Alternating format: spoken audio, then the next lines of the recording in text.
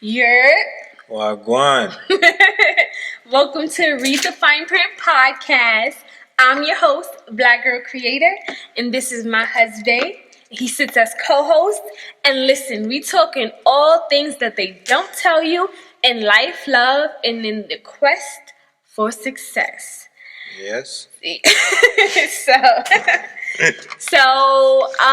think that episode 1 is going to be titled The Lewis Origin Story. And I think we got to do the who, what, when, where, and why. We got to kind of start off as who we were as children, adolescents, how our paths crossed, and where did the love begin. So, who wants to go first? Okay. Rock, paper, scissors, shoot. Oh, so I gotta go first. Okay. Okay. I'm Black Girl Creator, and I am 29 years old. And I'm 29 years young. How about that? Okay. That's a great way to put it. Right. Yeah. I don't like to even ask people like, how old are you? I just say like, what's your age? Because who said it's old, right? Anyways, I think starting as a child, I would say, I remember living in Memphis, Tennessee with my father. So I was raised by a single dad. I don't remember the time when I was with my mom, dad, and siblings. That time was when I was an infant. So it's not in my memory at all. The only memory I have is being the daughter to a single father who was just trying to find his way in life. My father got married to my wonderful stepmom. And I have a grandmother and grandparents who later took me in after my dad died. I remember living in Memphis, Tennessee with my stepmother, my siblings from my dad and stepmom. That was short-lived. We moved to Harlem, New York. That's where my dad was a struggling Black single father in Harlem on 123rd Street. I remember going to like food pantries. I remember, I don't really even remember going to like kindergarten. So I'm going to say like my dad was out here struggling in the streets with me. You feel me? But he died at 34 years of age from a heart condition called cardiomyopathy. I think it was idiopathic cardiomyopathy. He needed a heart transplant and he didn't make it to that stage. Then I began to live with my grandparents, and I think that's what began to shape me. That was when like the nurturing of me began. It was really structured. We didn't really have like a typical childhood, I would say. Elementary school was normal. I was like a typical student. I didn't act out. I was really low key. I had a good few set of friends. I would kind of be on lockdown. Your grandparents don't play. You gotta stay in front of the building. So I really didn't have maybe like a typical childhood where maybe more kids were more free playing. You know, it was really strict. It was like 6 of us. It was Ebony, Skylar, Starasia, Patrice, Nicole, and me. So it was 6 kids. 3 adults in the house, in a 3-bedroom house in the projects. But it didn't feel like that because our house felt like luxury inside, right? Fast forward, elementary school, junior high school, and then high school is where, you know, we cross paths. Really important to touch base a little bit on that childhood because I feel like that is when we met each other, something attracted us to each other. And it had to be so much of what happened in our childhood. We were either looking for something similar or different that, you know, compelled us to be forces. So tell us where you're from, a few memorable memories, and and then we'll get into how we met, how our paths crossed. Okay, I'm from Jamaica. I was born in Jamaica. Came to America 2004. I was left with some people. I think they were like friends of my father and mother. What do you mean left? Like, my parents migrated to America. Oh, okay. For a better life. Okay. And they left me. They left you in the care of family friends. Yeah, family friends. Okay. Yeah, so I was raised by them for like I don't know how long. I don't really know the timeline. Okay. Like, but it probably was a year or 2 years. Then I went on to live with my grandmother and my grandfather.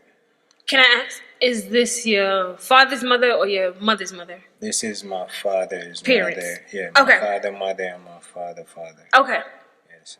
I went to live on with them. My cousins. I had a lot of cousins. Basically, my childhood was me being hard headed, not listening, and just being a bad kid. You was bad? Yeah, a little bit. Mm. When I came to America, it was 2004. Okay. Yeah. My first year up here, I lived in Albany. Who was in Albany? My mother was in Albany. I had a picture of America, like like, oh, it's nice place, Nobody works. Everybody just makes money. Yeah. I did come up here for opportunity, and I also thought it was like, but I went to high school and it was totally different from what I thought. The culture. Yeah, the culture, and I came to realize like, It's thug life for elks. yeah, yeah, basically Aw. that. So it was, you just jumped in. So you didn't see, okay. So for me, I was never in like a bad group. I was always on the up and up. So why did you feel compelled, or what compelled you to like mesh with the bad? You know what? I think it's probably my upbringing. Oh, okay. Like from Jamaica. It felt natural. Yeah, like I feel normal Being a rebel. Yeah, and around like rebels, and I mean now I changed, but Right. back then it was like normal to me. 'Cause Right. I used to hang out with people who do so. Okay, so I didn't meet you in Albany. I never lived in Albany. So how did you get from Albany to Brooklyn? Basically, again, I was being a bad kid. Oh, okay. My pops had to come and get me. What'd you do? I was just being bad Okay. to my Mom. mom Okay. and stuff, and not listening and Okay. stuff like that. My pops came and got me, so Mhm. that's when I came to Brooklyn. Right. I don't really know the timeline. It probably was 2005. Okay, yeah. Ending in 2005, 2006. Mhm. I came, started high school. And how was that starting a new school in a new city? Because you was still fresh in America. So. Yeah, I was still fresh. How was it starting a new school? It was cool at first. Okay. Like it was cool. At It was first. all good just a week ago. Yeah, I don't know. I don't know when it turned bad. Like, I know when it turned bad. Yeah. But like it went left I don't real know quick. the timeline. So what happens? It just go left real quick, so you can't keep up with the time. I was a bad kid in high school too. Okay, so we met in high school, and when I seen you, I don't know how long. I feel like it was short time that I seen you. Like I seen you like 1 or 2 times, and then from there we just like took off. Oh, that's because I never used to come to school. Oh, okay, yes, okay. I seen you in gym. Yeah. You had a little afro, whatever the case is, and I just seen you, and I'm like, yo, he don't look like. My first impression was like, yo, it looked like he's bathed in island water. Like you just had them chinky eyes, and you didn't look like an American. You look different, and I seen a lot of Jamaican, Caribbean people because we was in the center at Flatbush, but you just had that.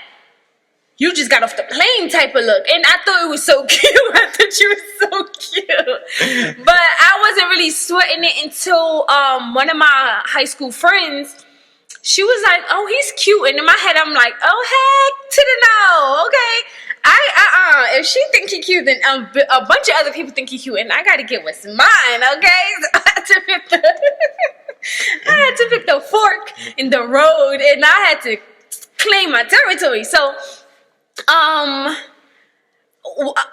we didn't have the same friends. We had one. Your best friend, it was a classmate of mine. So your first How did you first meet me? I remember my first interaction with you, but what was your first interaction with me? Well, it was my friend, and he was also your friend. No, but I don't think that we met in gym. Was the hallway thing before the gym thing? We met before that, but it was just like we just like in No, the same I need the school. people to know the event in No, which. because I think my friend announced it first. That's when I started moving towards that. Oh, That's when then our friend, paying remember you attention. Taisha. Yeah, Remember? And Oh yeah. yeah, I want to say Okay. names and stuff. So that's when I started. So I feel like it was like 4 times you kind of. It was like 4 different big. It probably after that it probably did, but I know such and such Right. said it first. Right. And then I started paying you attention. Okay. And yeah, we saw each other a couple of times. Right. Like you wasn't like a height, like the way you put yourself together in high school. It wasn't like everybody else. Like you look like well put together and mature. Yeah. And stuff. I was influenced by like adult shows, like Girlfriends and stuff. So okay. I had that like wear purses as book bags and trench coats and girls wasn't really wearing that. They was trying to get the latest Air Forces and stuff like that. You remember the first time I tried to talk to you? The first time you tried to talk to me? Yeah, the first time you tried to talk to me is when my friend we was Flatbush. on Flatbush. Yes, and my friend all I told my friend was, oh, he's cute. That is it. I didn't know this man. I didn't know this man, and I just like, oh, he's cute. That was like my first reaction. But she went and told him that I liked you. Well, she talking to the people, but she went and told you that I liked you.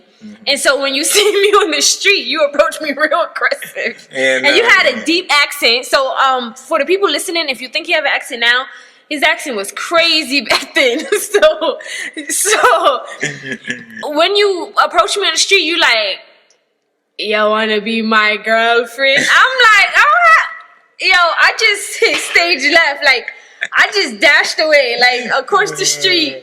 And I was like, honestly, babe, I love you. But I was like, he must be a little slow. I'm like,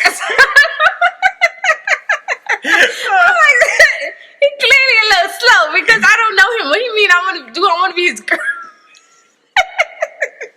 Anyways, so we met. We ended up linking up.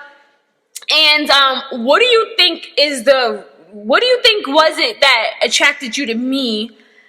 And then I can get into what attracted me to you.